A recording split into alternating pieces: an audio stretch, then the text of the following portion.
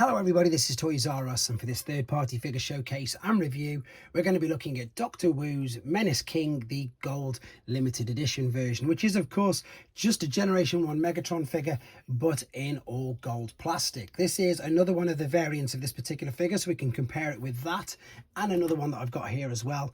I've got a third-party core class Megatron you can see here, and of course the Hasbro one, so I've just got them ready to give you an idea, I suppose, of just how small these figures are. That's an official Takara World's smallest Transformer. It's about that particular size, and of course we're going to be comparing him to the Generation 1 original self. So before we get started, I'd like to remind anybody who's not subscribed to the channel, if you'd like to hit that subscribe button for me now please, because it really will help me out. And also to remind you that there's a direct link for this product from Show Z which you can get for yourself, and don't forget to use the code toysareruss as well. So a little bit, I suppose, quick history, because this isn't licensed by Hasbro or Takara, they can't call him Megatron, and it is a Doctor Wu figure. There you go, DWE36G. The G must stand for gold.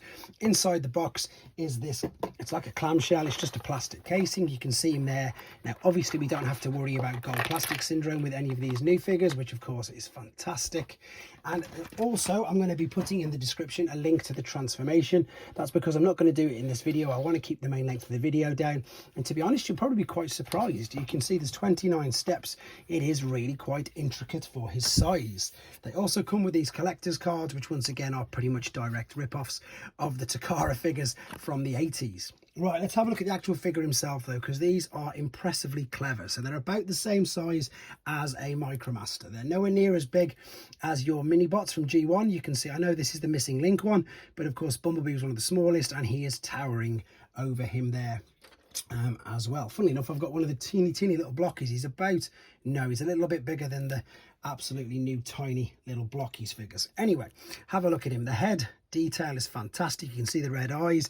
There's a ball and socket for the head, you can see there at the back, so it will go all the way around. It will look up and down as well, which is brilliant. The arms, again, ball and socket joints. Oh, let me put that there. So they'll go all the way around unrestricted. They'll swivel, the bicep will flex, etc. Waist swivel, knee bends, ankle tilt, rock. As I say, for a tiny little figure, it is roughly Micromaster scale size.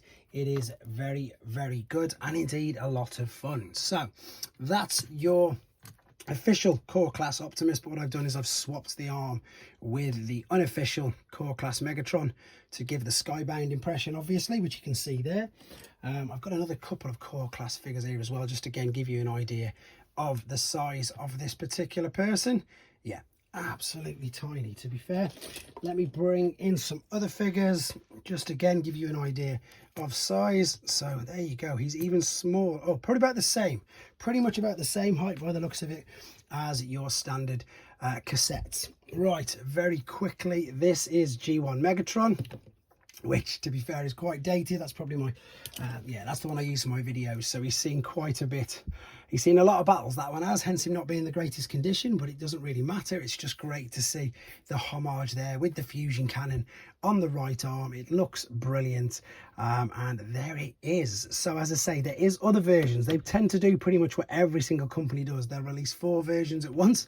I've got the other translucent purple one as well still to do a review on, but this is your toy deco one because it's got the details there and a bit of chrome, and of course that's the gold one. And we'll do a comparison with the cartoon accurate one, or cartoon anime one, which is a slightly different grey, in the second part of the video. Funnily enough, I've just found a Generation 1 Micromaster here, so that's pretty much, yeah, there you go, only a teeny bit bigger, but I thought it would definitely needed to get one of them comparisons in with me, I suppose, saying that that is the size. Right, there we go guys, that's enough there is to say about him in this mode.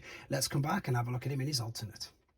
So we're back, and as you can see, he's in his gun. Now there's obviously got to be a short coming up with a certain James Bond theme regarding this particular figure. It's just too much of an opportunity to miss, to be honest, not to miss rather. So it looks so good. It really is, as I keep saying, very clever. You can take this off, so you've got the absolute basic, I suppose, gun mode. We can attach that. We can then, let me make sure I get this right, because I'll probably forget, to be honest.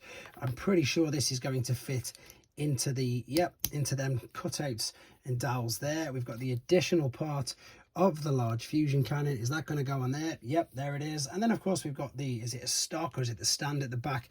I know they've got some certain names, and I've got to confess I don't know anything about guns, so I don't know the correct name. I've just put that on upside down. And again, it's just fun. It's great. I keep saying, and I will keep saying it, I wish Takara would go back to making their world's smallest Transformers toy lineup again, so we get the opportunity to having figures like these. Or indeed, if Hasbro would go back to making Micromasters just of, I suppose, our favourite characters, because they do look good, and I'm sure that there's a market there. I think these are so much fun. Again, just quickly, some other figures. There is, of course, Sound Blaster, which is the core class. I've got a laser. Oh, I'm just about to knock everything over. Yep, it's all going. I've got a laser beak. That is from Blocky's Action Edition Megatron. Yeah, there he goes. There is Bug Bite, which again is another Doctor Wu figure. So again, I'm trying to give you ideas of just how small this particular thing is. There, of course, is Buzzsaw. He's quite big in this mode, to be fair, but as I say, in his robot mode, he is tiny. But there you go, guys. Nothing more to say about this. The review for the other two is on this channel as well. And again, don't forget, if you want to see the transformation process, it's in the description as well. In the meantime, though, let me know what you think of these brilliant little figures, and take care.